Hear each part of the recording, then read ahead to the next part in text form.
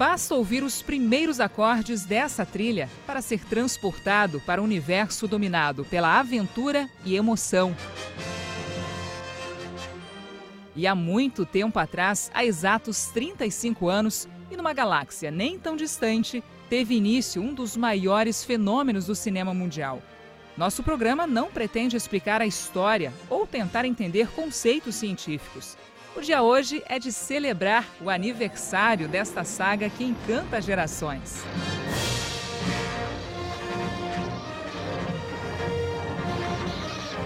Cara, o Star Wars, dentro da história do cinema, ele tem uma coisa assim que foi o primeiro blockbuster, assim. O George Lucas, quando fez o primeiro, ele fez meio que numa aposta, porque vários estúdios não queriam pegar o filme. E ele fez numa aposta e o filme foi um boom e criou essa coisa do blockbuster de verão, que agora a gente teve o Vingadores, por exemplo.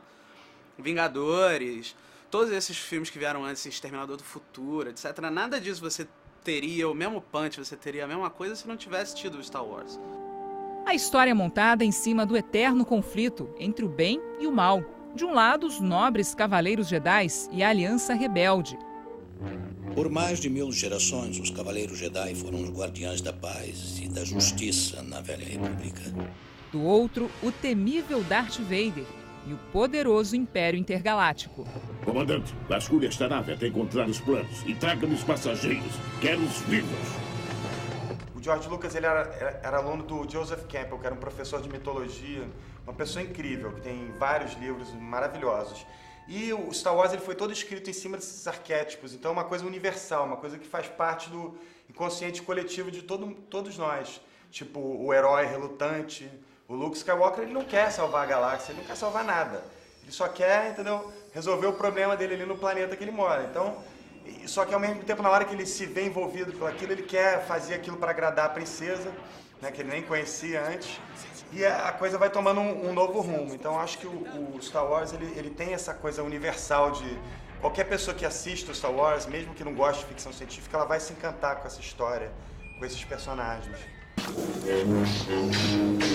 George Lucas nunca escondeu que se inspirou em grandes clássicos do cinema. Aqui é possível ver que as lutas com sabres de luz foram tiradas de Os Sete Samurais, de Akira Kurosawa. O que dizer da cena onde Luke Skywalker mergulha por entre metralhadoras laser para destruir a temida Estrela da Morte? O duelo espacial homenageia os combates aéreos dos tempos da Segunda Guerra Mundial.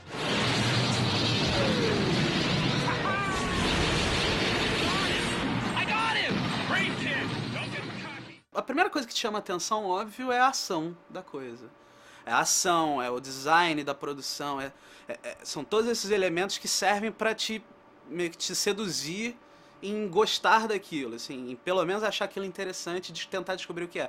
E aí quando você começa a ver como é intrincado, como é bem construído, como é bem escrito, como as coisas se relacionam, vai facilitando, assim, tipo, Senhor dos Anéis não existiria, por exemplo, sem o Guerra nas Estrelas, a estrutura do filme, como foi feita.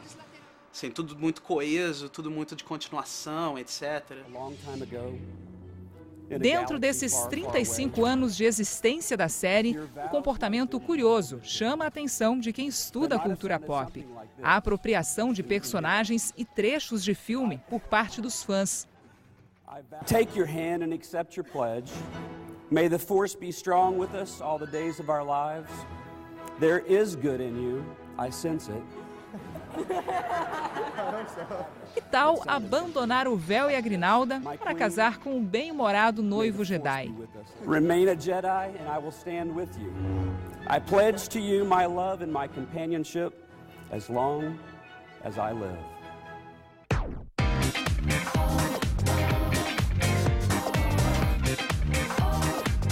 E o soldado imperial que dança em frente aos cartões postais mais visitados do mundo.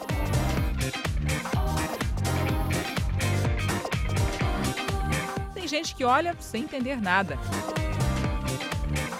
Alguns pedem para tirar aquela fotinho para o Facebook. E outros até entram na dança.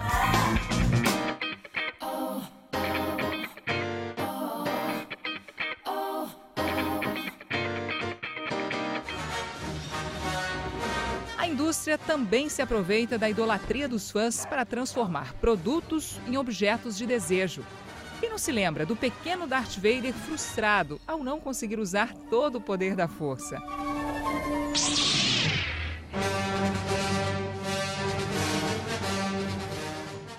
Em Star Wars a gente tem várias coisas que, não vou dizer que já se tornaram realidade, mas que inspiraram criações que já existem. Então, por exemplo, a gente não chegou lá ainda, mas os androides de Star Wars, eles são incríveis, eles são realmente, eles são inteligentes, eles têm a inteligência artificial muito desenvolvida e eles interagem com os personagens. Eles são, inclusive, os dois androides, o R2-D2 e o C-3PO, eles são o elemento que faz a ligação entre as duas trilogias. Então são personagens importantíssimos para a história. Já estou farto de você. Vá por ali. Vai ver como enguiça num instante sua pilha de sucata mil. Eu diria que começando por aí, pelos androides, pelos robôs, acho que o Star Wars é uma grande influência e uma coisa que está se tornando realidade. A gente já tem robôs hoje em dia que não chegaram nesse ponto, mas que têm potencial para chegar. Outra coisa são as próteses biônicas. No segundo filme, no Star Wars 5, o Império Contra-Ataca, o Luke perde a mão dele e eles colocam uma mão biônica nele.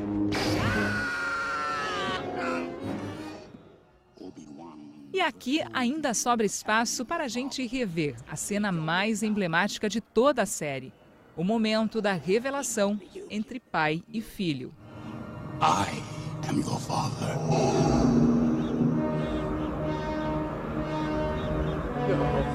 Outra coisa interessante era o jogo de xadrez do Star Wars original, que era um jogo de xadrez onde os personagens criavam vida.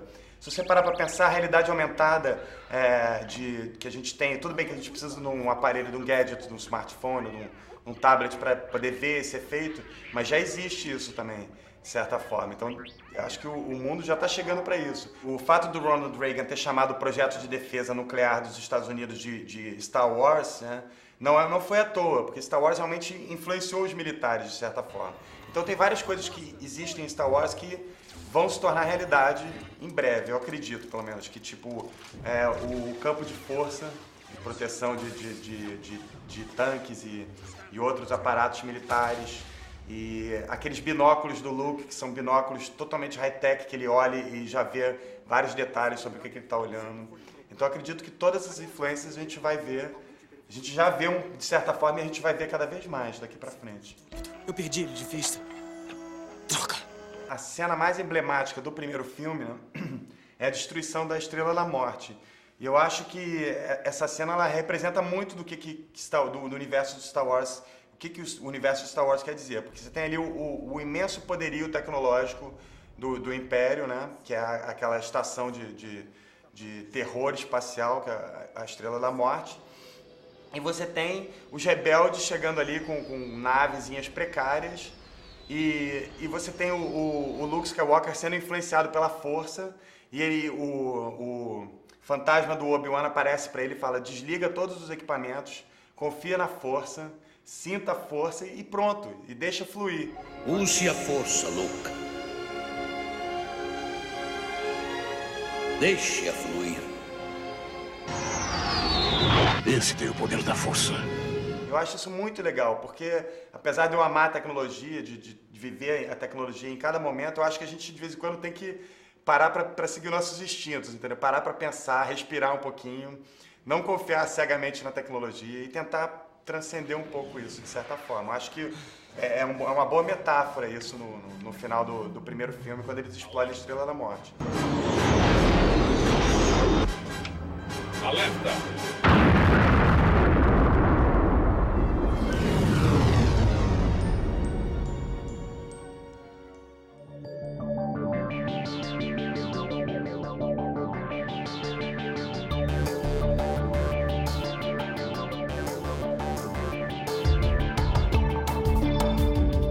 Até a semana que vem com um outro Globo News Ciência e Tecnologia.